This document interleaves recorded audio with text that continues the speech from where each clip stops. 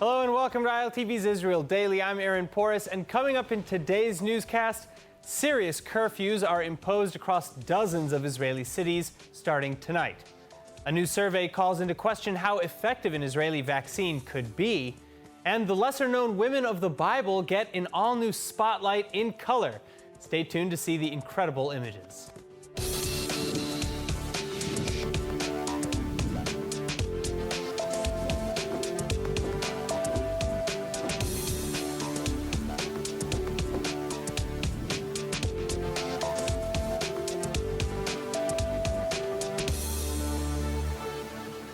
The moment we've all been dreading is upon us. Dozens of Israeli cities now in the red list.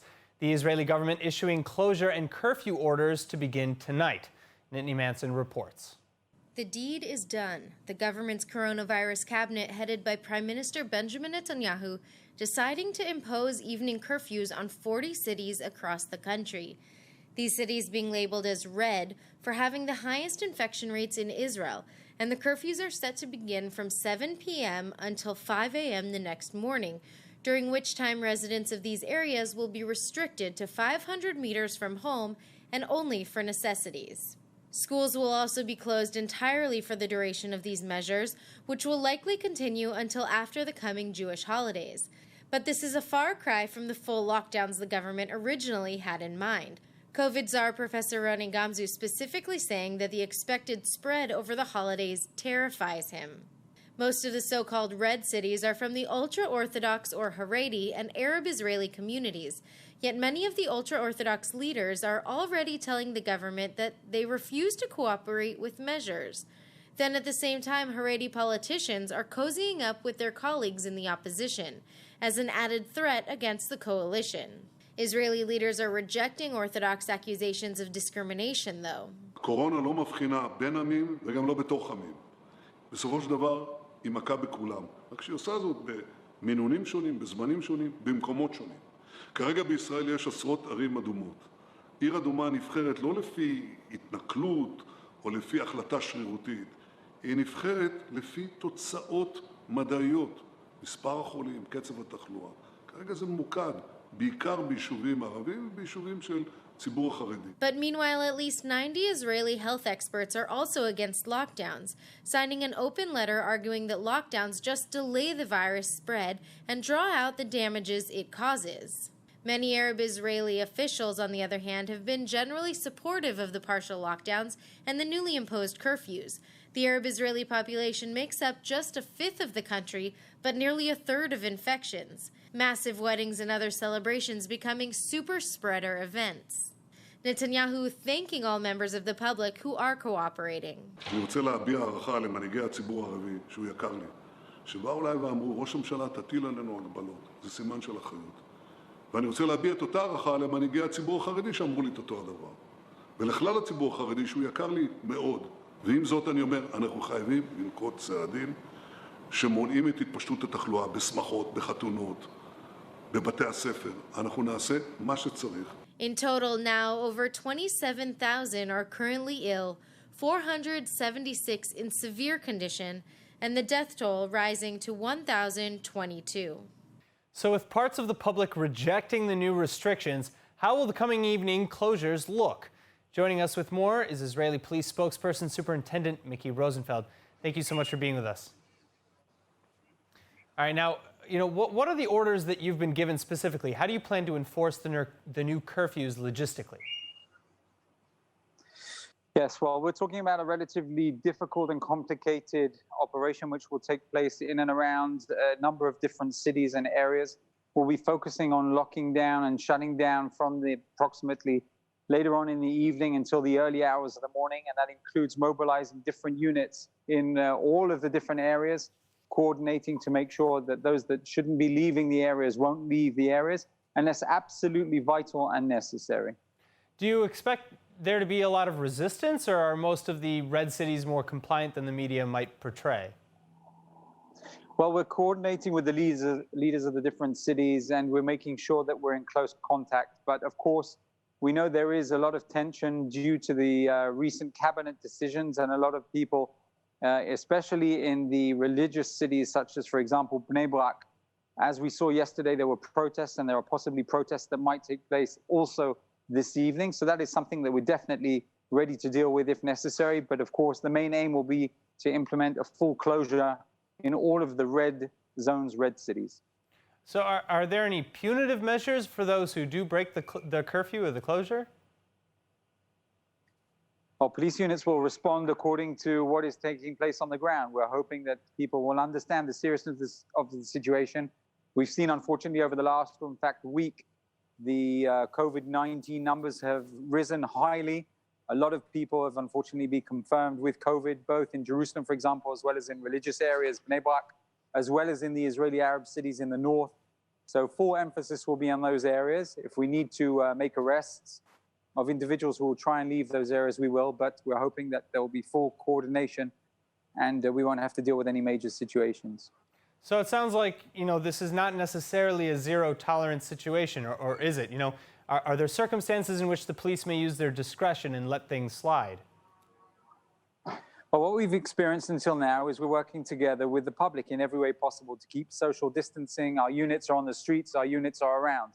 Our units are making sure that social distancing is being kept, and we're speaking and discussing to the leaders of the different communities in order to make sure that the public understands the seriousness of the situation. That is the main aim for the Israeli National Police. We're going to a new phase and a new stage from this evening, and that will continue, of course, for approximately a period of a week. All right, now how long are these curfews set to last? A night, a week, indefinitely, until told otherwise? What are your orders exactly? Well, as far as the cabinet decision is concerned, we're talking about a period for approximately a week. It could be slightly more or slightly less. We'll have to wait and see. But as of now, we're talking about from this evening, every evening, until further notice, which is probably about a week. All right, Mickey Rosenfeld, thank you so much for being with us. In other news, the whole world is waiting for a coronavirus vaccine, and Israeli researchers are among the front of the pack. But a new and troubling survey raises the question, will enough people even take it? As we inch closer and closer to an inoculation for the COVID-19 virus, it turns out that at least a fifth of Israelis would opt out from such a treatment. According to a new survey by the Israeli Asuta Medical Center, just 75% of Israeli citizens would agree to receive a vaccine were it available today. And this percentage maintains across the general Jewish population. But participation drops even lower among the Arab Israeli population, with just 70% saying that they'd be willing to get the shot, and lower still among the ultra-Orthodox or Haredi Jewish community, with only 64% saying that they'd feel safe taking the vaccine.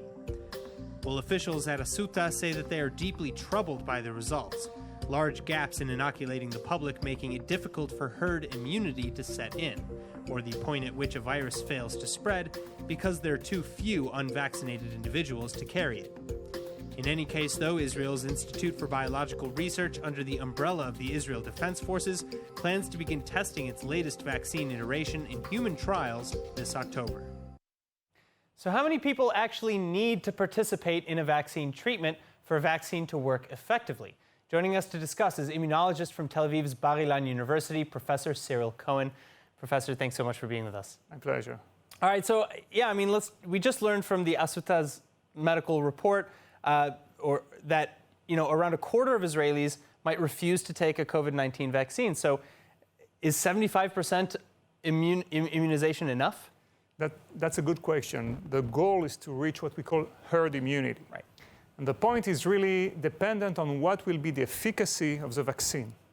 If you have a vaccine that is 100% efficient, that will mean that, of course, if you reach 70 or 75% of participation in the public, you will reach 70 to 75% of immunity, and that's enough, more or less, for herd immunity.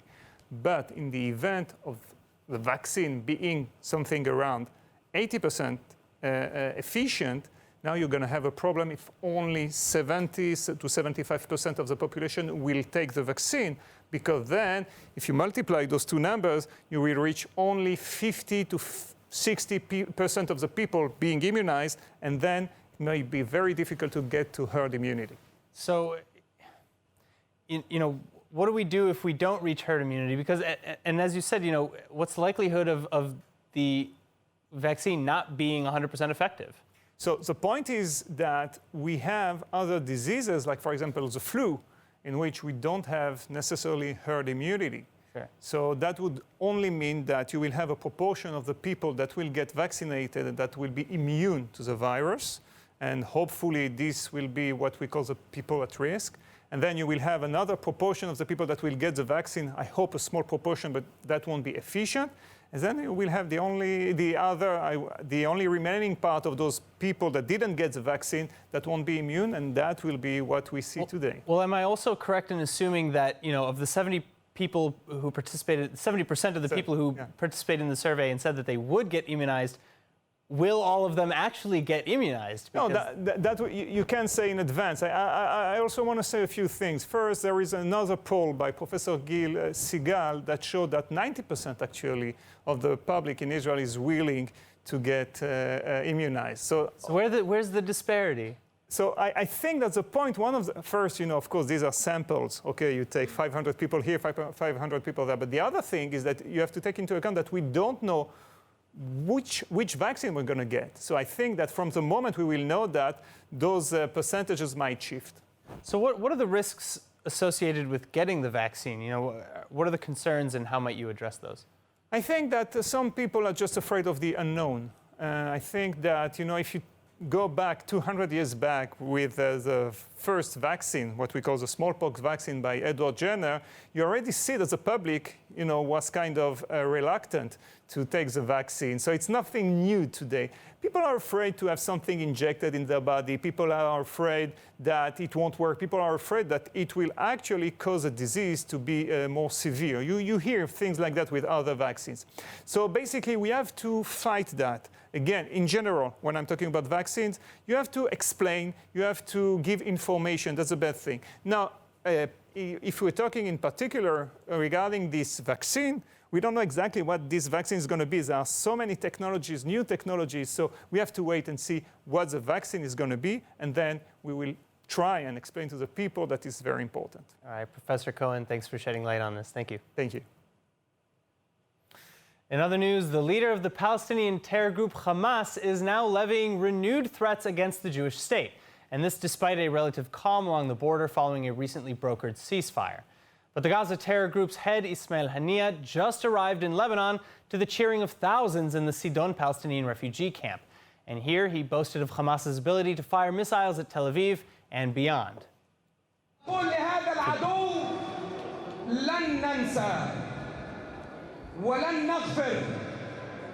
لن نغفر لهذا العدو هذه المظلمة التاريخية.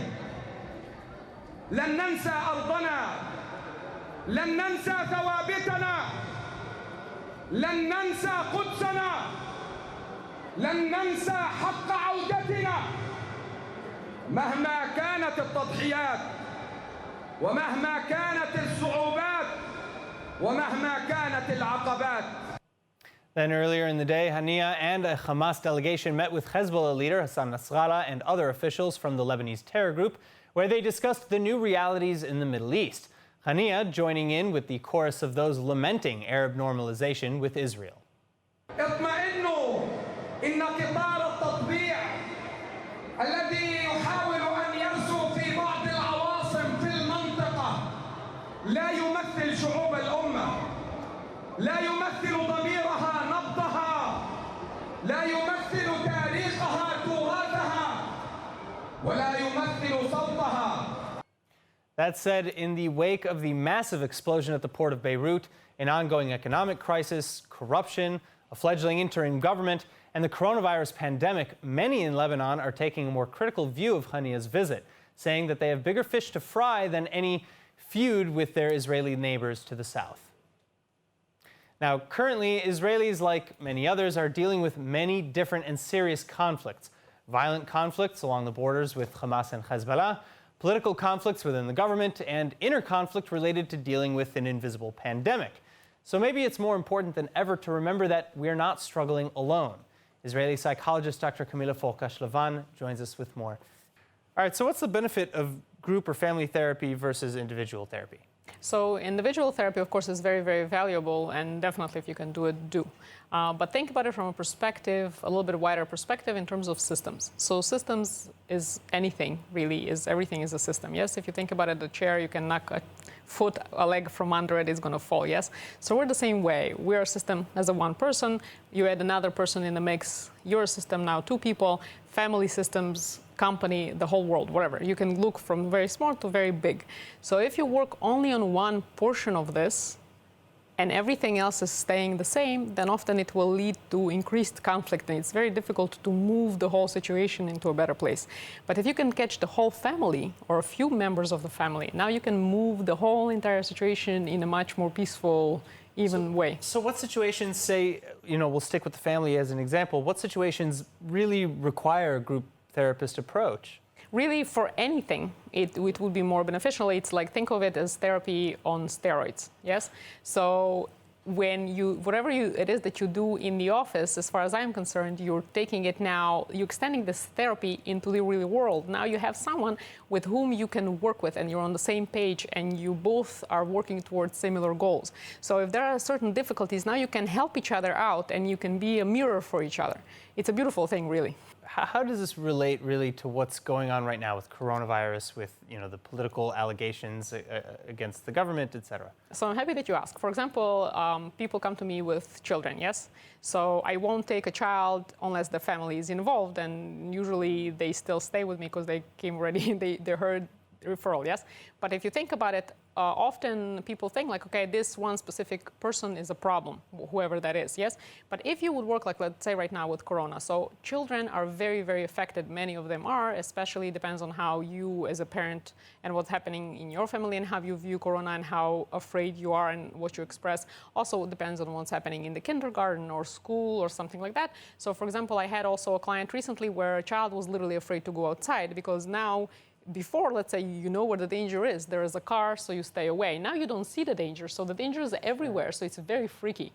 And if you think about it, as these children grow up, we're adults and we're not feeling comfortable. But as these children grow up, potentially there's different anxiety problems, different fears, health fears, a lot of things that you don't really want for them to have. It's like a trauma, really. It is. And so if you go together with your husband, wife, grandparents, whoever's involved in the family and also affects the child, you are on the same page then. You understand, first of all, what are your own fears, you work on yourself, but also how they relate to other members of the family and their individual fears or concerns and strength, and you can draw on them together as a unit. All right, well, I think the message there is beautiful, that again, there is no one person who's struggling with anything alone. Camila, thank you so much for coming. Thank you. Moving on, living in the Holy Land, you can't help but hear a lot about the founding fathers and mothers of the Abrahamic faiths. Yet the Old Testament Bible only names a handful of the women. So Israeli photographer Dikla Laor set out to give her forebears some well-deserved time in the spotlight. Nittany Manson with the story. Nearly everyone's heard the names and even the stories of Sarah, Leah, Rebecca, and Rachel. But what about Tafath and Basmath, or Dinah, Baar, and Queen Taphanes? Well, while the first group may be more recognizable, they all come from important women in the Old Testament. And Israeli photographer Dikla Laor wants to give them all their 15 minutes with her series of amazing photographs titled Women of the Bible. In the series, Laor dresses and stages herself, her friends, her family, and other real women as female characters from the holy texts, while creating settings that help tell their stories. Take this photo, for example, in which Laor portrays the wives of Noah's sons, charged with helping repopulate the earth after the Great Flood. Laor calls them the new Eves and decides to dress them in green to signify rebirth and new life. Then here, Laor herself takes on the role of Hannah, the mother of Samuel. Clad in a gorgeous flowing blue robe, Laor says she symbolizes purity. And there are many more where those come from, despite many of the women not even having names. In fact, women who are named in the Bible make up just 5.5 to 8% of the text. So where can you find these incredible images? After working for 6 years on the initial project, Laor's first Women of the Bible album was published in 2019, and she's now working hard to release the second collection. And joining us now with a behind-the-scenes look at the amazing Women of the Bible photo series is Israeli photographer Dikla Laor. Dikla, thanks so much for joining us. Thank you. Hi. Hello and welcome. So first off, your first album was published in April 2019. When is the second volume of Women of the Bible coming out? Well, I hope the second book will be out, published in about 2 years from now. Oh wow! So this is a really big project then. It's a really big project. The first book took me 6 years to make, and now everything is getting faster. So hopefully, really, 2 years will take me to be able to make the second one. Well, so how many books do you have in mind? Because I know you have 2 books right now. Obviously, the second book is still in the works. Do you plan to continue this, further? Well, actually, I'm not really counting my work in books. I'm planning. My goal is to picture all the women in the Bible, hopefully. So it's not really. I'm not counting the books I'm planning to make. So how many women have you counted through the Bible, and how many have you photographed so far? Well, there is not an exact number I can say of how many women there are in the Bible. Approximately 200. And I've already taken 61 pictures that are 78 characters till now. Wow. And I understand, we watched just now the earlier piece mentioning how you photograph yourself, your family. I saw your mother and your son in one photo. But you don't use models. Why is that? Well, actually, it's easier for me. Well, when I'm studying the picture, the character, and when I have the picture in my mind through studying, I already have it with the model, with the one that is going to play the character. So it's only natural that it will be someone I know. Wow. And what inspired you to do this project in the first place? Because again, you've been working on this for 7 years now. Well, yeah, the last project I had before that one was called Never Ending Story. It was women from mythologies, from legends, literature. And the last picture in that project was Job's wife as me. And the moment I pictured that one is when I had the idea to leave the women from the whole world and start focusing on the women from our Bible. That's how the idea came. All right. Well, it's a gorgeous collection. If you don't, everybody who's watching, if you don't own the first, go check it out. Women of the Bible, the first volume, second volume coming out in a year or two. Dikla, thank you so much for being with us. Thank you so much. Goodbye. Bye. And now let's take a look at the weather forecast. Tonight should be clear and warm with lows around 77 Fahrenheit or 25 degrees Celsius. Then tomorrow you can expect more clear and sunny skies with highs averaging 95 or 35 Celsius. Now before we go, let's take a look at what's going viral in Israel.